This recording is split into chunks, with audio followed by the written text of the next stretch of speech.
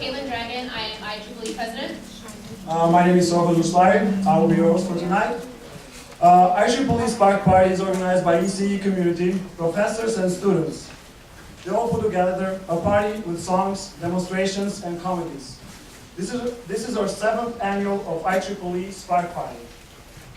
The WPI branch of IEEE Party holds various activities through the year. The goal is to promote the IEEE values. IEEE stands for Institute of Electrical and Electronics and Engineers. It is the world's largest professional association for advancement of technology. Now I would like all of you to stand up and sing along the national anthem with the group Protect.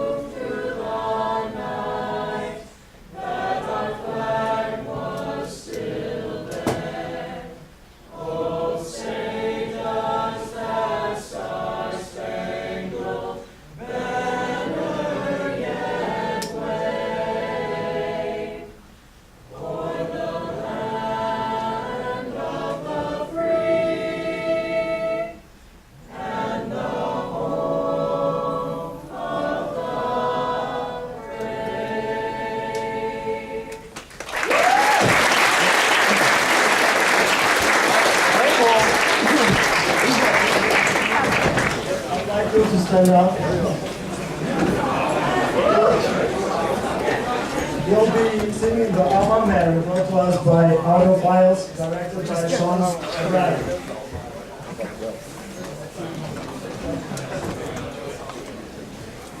Your exercise.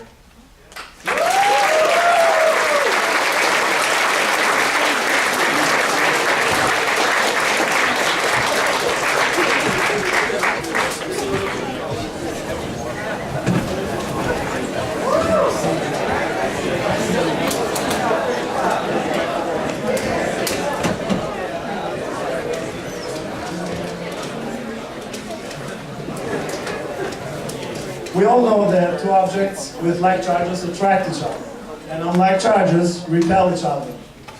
Right? I got it wrong. It's time for the electrostatic demonstration by Dr. James Rowan.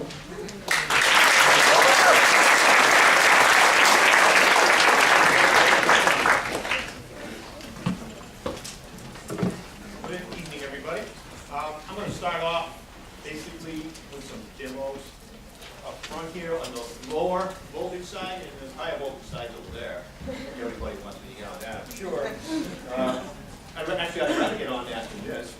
I have two generators here. I have a wind surge generator. You may not be familiar with that generator. Some people are, some people are not. That's here. That generates the voltage in what the pantograph. There's two of them there.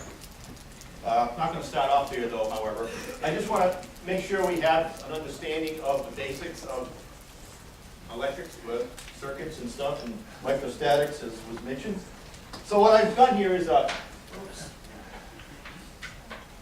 triboelectric table. It's just a list of materials that you see every day. Generally, there's a few things in here you might not have, but as far as their affinity either to accept electrons or to give off electrons, or in the case of the stuff in the middle here, which I call neutral, don't care one way or another. Okay, basically, they're fairly neutral materials.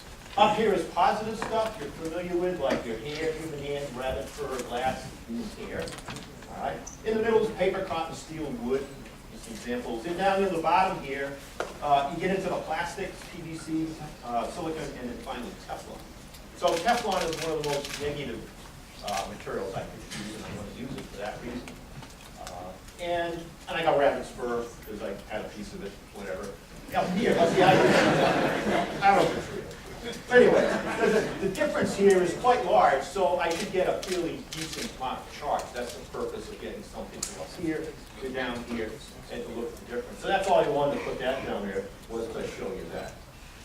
The rest of this is, I don't know how much it's going to show up on that camera, because I know some people in the back are not going to see it. So I got the rabbit's fur and I got a Teflon rod. In principle, if I just touch these two together and take them apart, I generate a charge, which I do. It's just so minor it can't do anything for me. The problem is contact. Just contact alone is all that's needed. So the stuff in that's listed on that table, like human hands and air, inertly they're uncharged unless you do something to them, like contact with one piece of material to another. In this case, I've set up one on one end of the scale, the positive side, and one on the negative side to try to get the largest charge I can. Otherwise, I can't do much.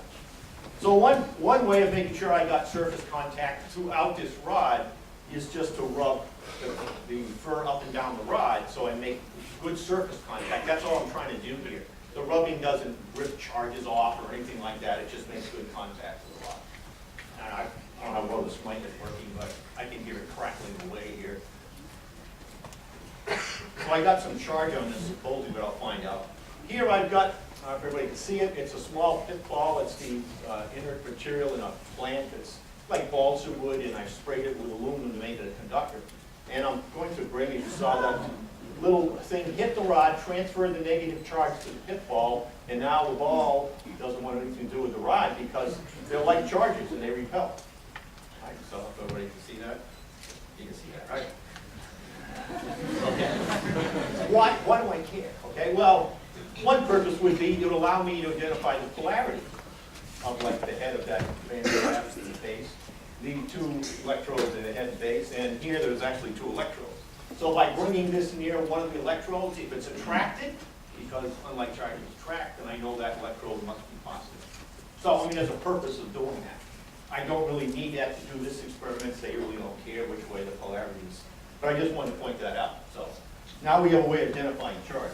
Put this somewhere. The only other thing I can do, I don't know how it's going to show up there. I'm going to give it a shot.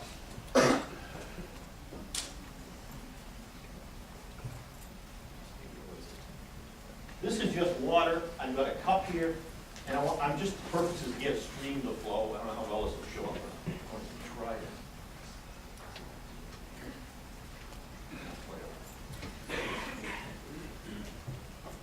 I did have red water. I put red food coloring in there.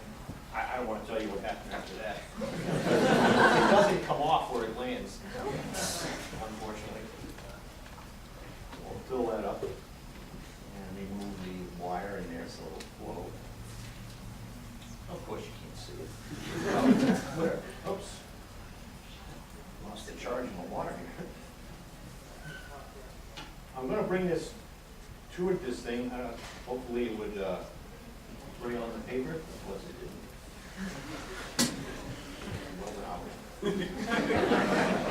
And the paper's getting wet. The whole point is...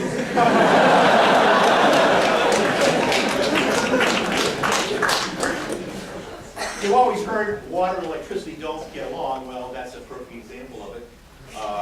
Basically, it works somewhat by induction in the sense that if I bring a rod, this rod with electrons on it near this beam, which is now no longer got my hands on it, which took care of it.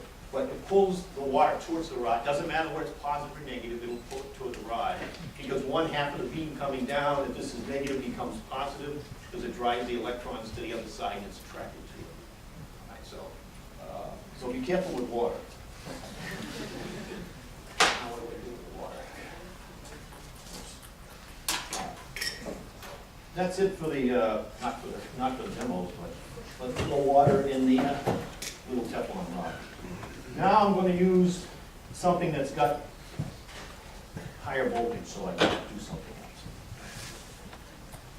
I just need one of these for this.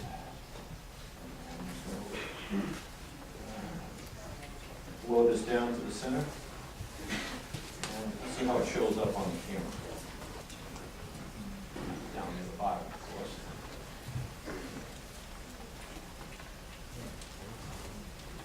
Everybody see that? It's a ping pong ball coated with carbon, which makes the conductors. All right, so charge will distribute everywhere the same on the conductor. I've got the wind source generator. You probably heard this thing if you came in before. And of course, I turn it on. That'll be helpful.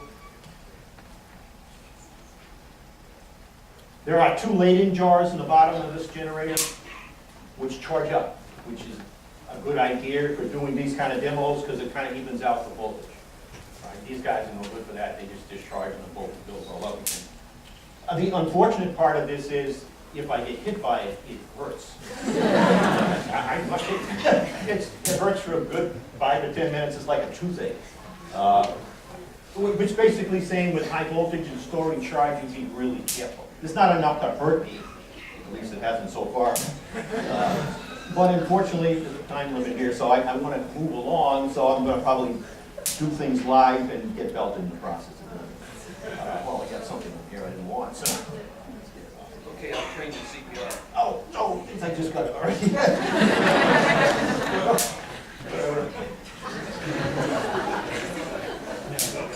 You people laugh.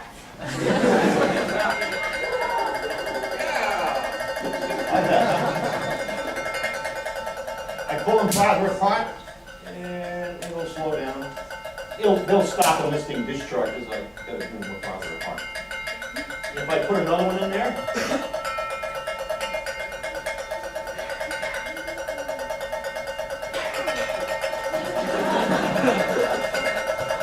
whatever. What's happening there? Well, one of these plates, actually the red electrode is positive and the brown one is negative, so one plate's positive, one is negative. The ball sits in the center. It's attracted to one plate or the other, but I don't have a dead center. Again, it can be done by induction, the same principle. And we cut the plate. As soon as it hits the negative plate, the negative charge is transferred to it. Light charges repel, it's pushed away towards the positive plate, which attracts it. Hits the positive plate, electrons are taken off, becomes positive, and goes back to the negative plate. So that's how it works, simple as that. It's going back and forth by that principle. Instead, it's not really complicated, but whatever. All right. So that's it for that part. I'm going back to doing it here. We call a live demonstration. All right. Hopefully this shows up, I guess you can see. What I've got here is, again, 2 more electrodes.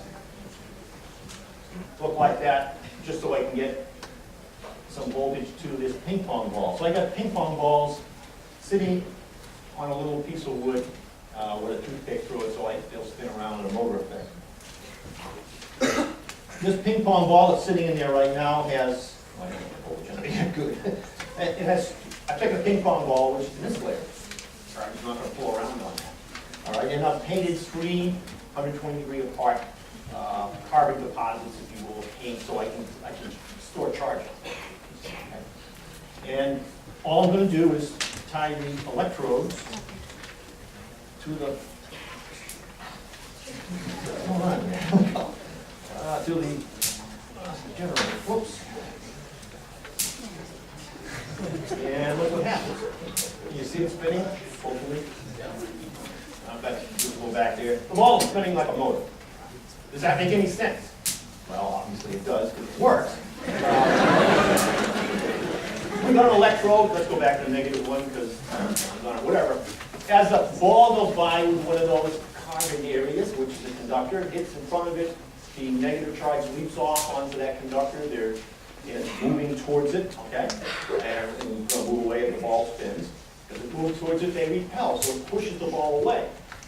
Remember over here, there's a positive electrode. It's going to be attracting that negative plate, if you will, on that ping pong ball. And another one's coming up here, okay? You have the positive, which is pushed over here. As this one goes by, the positive electron takes off, the electrons become positive, and the same principle I just mentioned before, it just starts to spin. So it acts like a motor. Okay, fine, that's great. Move that over there. I got another one here. This has got carbon all over it. All right. So it's a complete conductor. I painted a white mark on it so you can see it spin. And if we kind of got an understanding of what's going on, I put this in here. If I can sneak it in here without cutting it here. And nothing happened. You can barely see a white mark there, but it's not going to move because the charge distributes everywhere the same. I can't localize the charge so it can push it away. So nothing happens. All right, so that's fine. And then finally, the interesting one is a ping pong ball with a red mark on it. So you can see a red mark if it moves. The plus and minus stuff you can ignore. I put that on there for a set of notes I wrote for 2010. And I needed to have charge on there to explain something. So I'm going to put this guy in here and we'll see what happens to that. Well, gee, that's spinning too, and I don't have any localized area where I can build up the charge. Suppose this thing's really spinning out. You can hear it. What's happening there? Well, the same thing. Basically, you have an insulator, so if I deposit when an electrode comes by on the surface of that insulator, charge is going to jump off on that spot. It's going to stay on that spot because it can't move around because it's not a conductor. So it pushes it away. And as new areas come in and put negative charge, pushes it away. And eventually they're going to come around to the positive electron and be neutralized, basically taken off.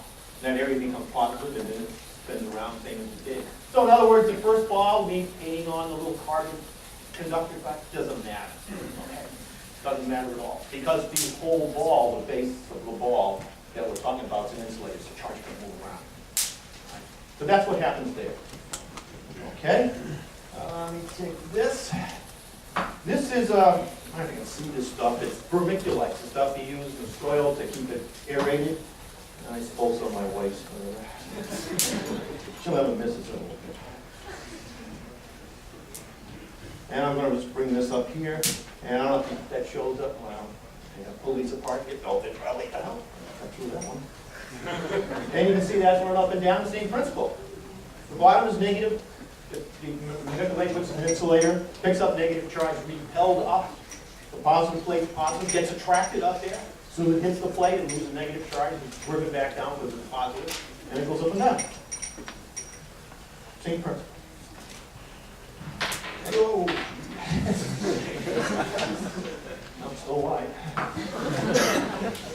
This is an interesting device. It's got, again, ping pong ball conducted with carbon. So it's a conductor. I've got 6 plates around here. Every other plate's connected, so there's 3 plates connected together. And in between every other plate there is connected. So I have a plate set up so when I put an electrode here and here on 2 plates, every other plate will have the same potential. So if this is plus, this will be minus, plus, minus, plus, minus, plus, so on and so forth. So as the ball goes from one to the other, it's going to change its polarity. I don't like this one. I can grab the ball when it goes the other way and get melted. But whatever. And I have to entice it in one direction, so it goes. That showing up? Oh, it's showing up, that's good. Okay, and that will continue to roll around. It's at that rate roughly because of the frictional forces to keep the thing rolling. And again, this is where I'm going to give doing this, whatever. And I'm just going to throw it the up, whoops. You'll figure it out. So it doesn't matter which way it goes, because when it rolls in front of the negative plate, picks up the negative charge, we tell the way the direction it was rolling, it tracked it to the positive plate, the positive track, tracked it to the negative plate, and that's why it goes around the motor action. That's a simple thing like that, if you might not have thought about, that's how that works. And that's it for this set of demos, and I'm going to go over there, which is probably where you wanted me to go originally. Okay, I got two vantographs here. This one's closer to the experiment here, so I'm going to use that one first. And hopefully that ball in the bottom will do the same thing as the vermiculite.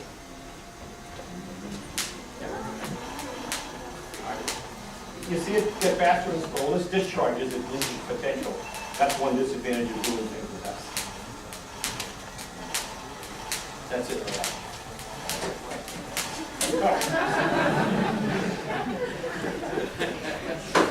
Good thing it doesn't destroy any neurons up there. I don't think so. Let's go over here. All right. I got to bring this guy out here. This is just a negative electrode. I'm just going to attach it to the ground on this end here. This is the bigger guy. This will put out probably about 400,000 volts.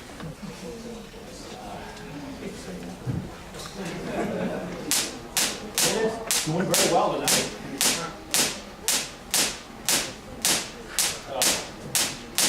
You should come down here and feel the feel around this thing.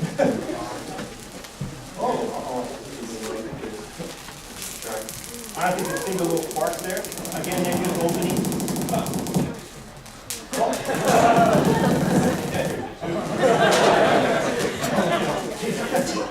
I guess you can't see too much. Maybe it does light up a bit. All right, the fun part now. This is where I get involved. Wait. The ground. Well, I don't. That's a good point. I don't need this anymore. Actually, it's going to make things better for me, but not for you. See it? So just try. Just try. I'm going to get Velvet doing this. No.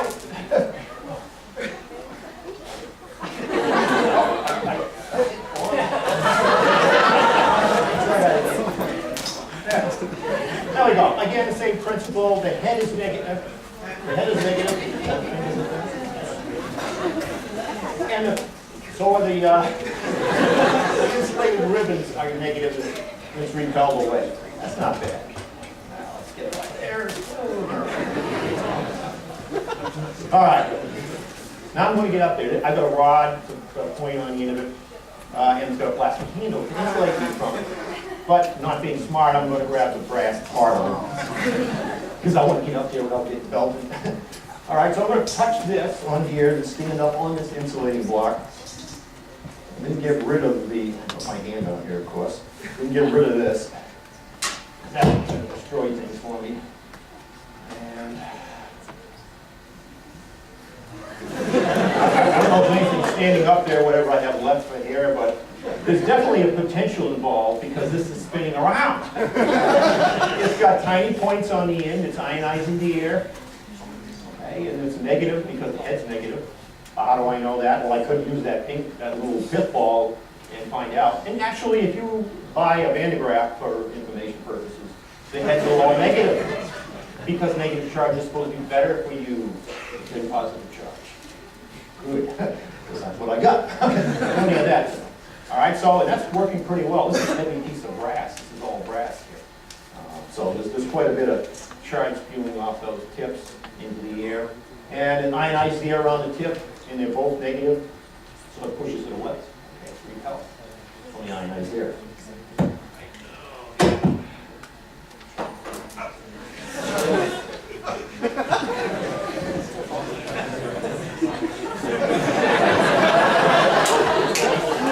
Something's standing up there.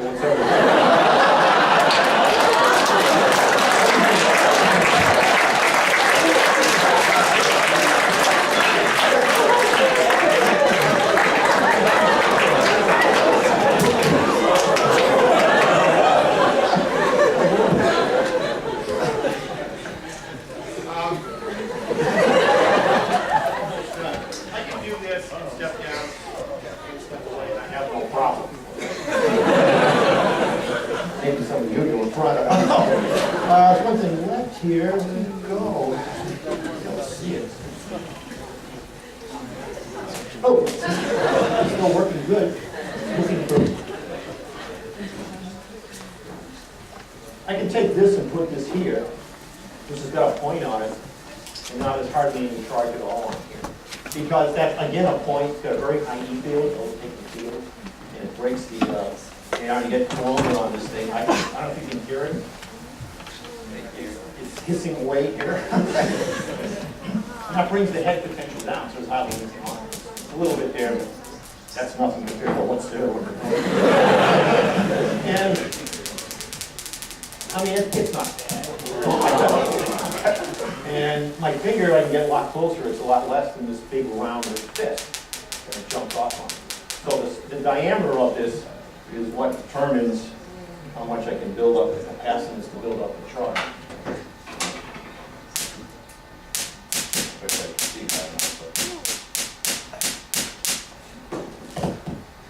And again, what I was doing, grabbing the rod, I was making myself, okay, attaching to the rod and taking the potential down so I could step up on this block without getting belted. Okay, basically, I could have done it anyway, so I was fine. And then just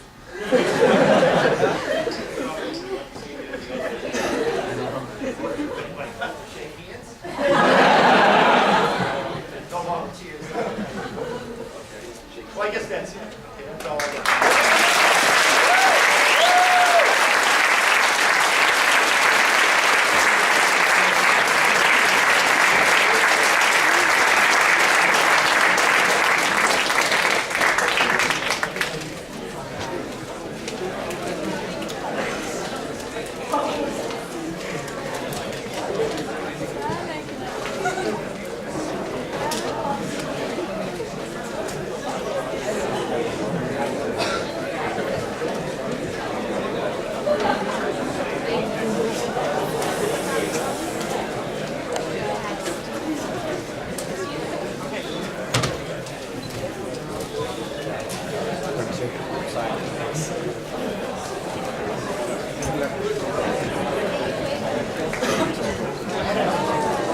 Here at Rockwell Automation's World Headquarters, research has been suspended.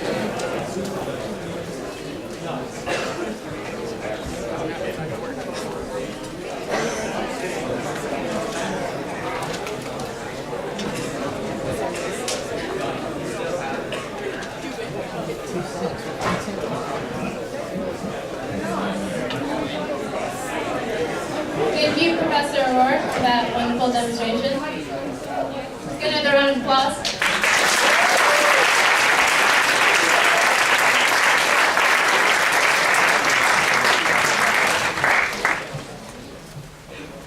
Yeah, that really was funny. I think I have my cell phone here in my pocket. This one is doing this. Yeah, put it on the other side. Are we waiting for 1 minute until Professor Mark Thompson gets ready?